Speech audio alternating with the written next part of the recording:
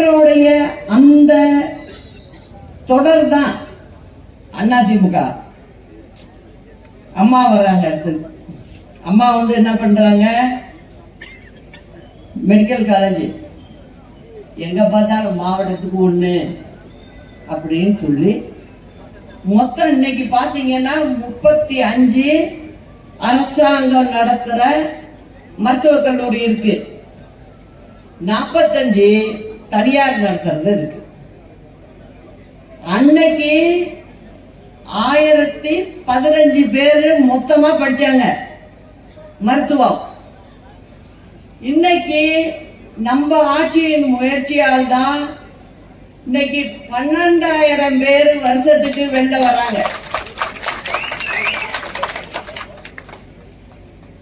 அதனாலதான் இங்க மருத்துவர்களும் அதிகம். இது எதுக்காக சொல்றேன்னா, கிட்டத்தட்ட 30 ஆண்டு காலம் அனைத்து இந்திய அண்ணா திராவிட முன்னேற்ற கழக ஆட்சியில தான் இதெல்லாம் உருவானது. திமுக கிடையாது, அவங்க அந்த பக்கமே போல. அதே போல பாத்தீங்கன்னா குடும்ப வாரிசுகளுக்கு தான் அந்த காலத்துல வந்து கிராம அதிகாரியா இருந்தாங்க. அதை மாத்தினதும் தலைவர் தான். என்ன பண்றாரு, அது என்ன வழி, வம்சாவளி அப்படிதான் வரணுமா? வேண்டாம், அதுவும் அரசாங்க பதவியா கொண்டு வரணும் அப்படின்னு சொல்லி இப்ப பாத்தீங்கன்னா அதுக்கு ஒரு பரீட்சை வச்சு எந்த ஜாதிக்காரங்களும் வரலாம், எந்த ஊர்காரங்களும் வரலாம். அது மாதிரி ஒரு முறையை வகைப்படுத்தி செஞ்சவரும் புரட்சி தலைவர் தான். நம்ம 2 தலைவர்களுக்குமே பாத்தீங்கன்னா மக்கள் பக்கமா தான் போவாங்க. முதலாளிய பக்கம் தலை வச்சு படுக்கிற பழக்கமே நமக்கு இல்லை. அதனால மக்களுக்கு நல்ல ஆட்சி கொடுக்கணும்னா அது அனைத்து இந்திய அண்ணா திராவிட முன்னேற்ற கழகத்தால தான் கொடுக்க முடியும். அது மட்டும் இல்ல, நல்ல தலைமை இருந்தாதான் கொடுக்க முடியும்.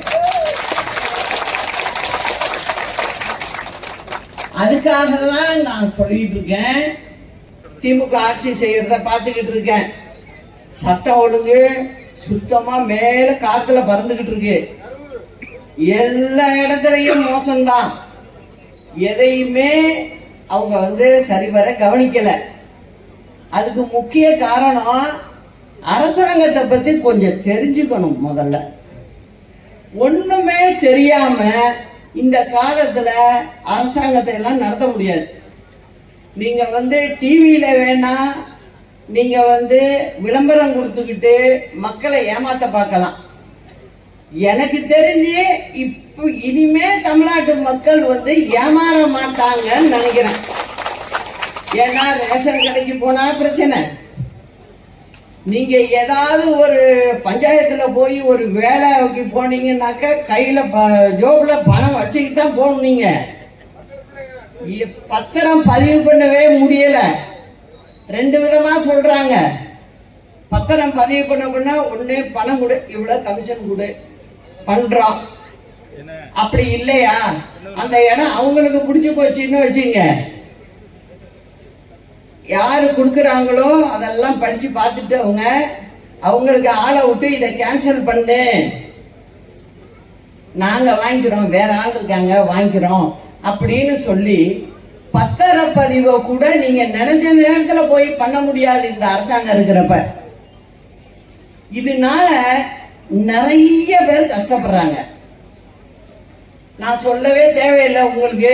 ஒவ்வொரு வீட்லயும் கரண்ட் சார்ஜ் கட்டிட்டு இருக்கீங்க, எந்த அளவுக்கு போயிட்டு இருக்குன்னு உங்களுக்கு எல்லாம் தெரியும். வீட்டு வரி எந்த அளவுக்கு போயிட்டு இருக்குன்னு தெரியும். அதே போல வந்து சிறு தொழில இருந்து பெரிய தொழில் வரைக்கும் கம்பெனி வச்சிருக்க நிறுவனங்கள்லாம் எல்லாம் பூட்டை போட்டு பூட்டுறாங்க. என்னென்ன அவங்களுக்கு கட்டுப்படி ஆகல, எல்லாத்துக்கும் சார்ஜ் அதிகப்படுத்துறாங்க.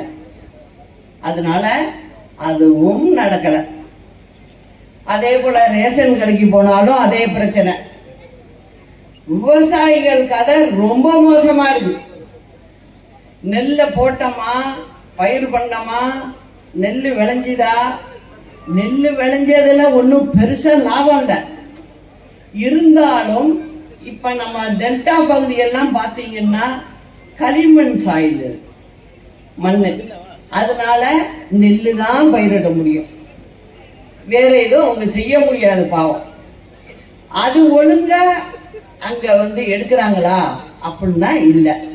உடனே நான் ஏதாவது சொல்லிட்டேன்னா அந்த மந்திரி ஏதோ ஒரு வயல்ல போய் நிக்கிறாரு, நின்றுட்டு என்ன சொல்றாரு, இங்க எல்லாம் ஒழுங்கா நடந்துகிட்டு இருக்கு, அதனால எந்த பிரச்சனையும் இல்லை அப்படின்னு சொல்றாரு.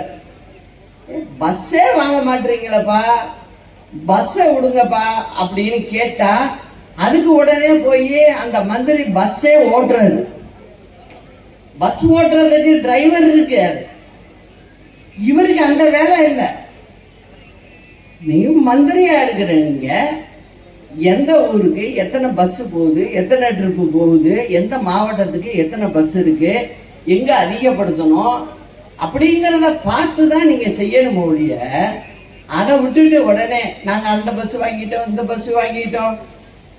அதாவது அவங்க சொல்ற கதை எப்படி இருக்குன்னா, சாப்பாட்டுக்கு வழி இல்லைங்கிறப்ப ஒரு பழைய சாதம் அந்த பசிக்கிற நேரத்தில் கொடுத்தீங்கன்னா போதும், நான் பிரியாணி தான் போடுவேன் அப்படின்னு சொல்ற அரசாங்கமா இருக்குது.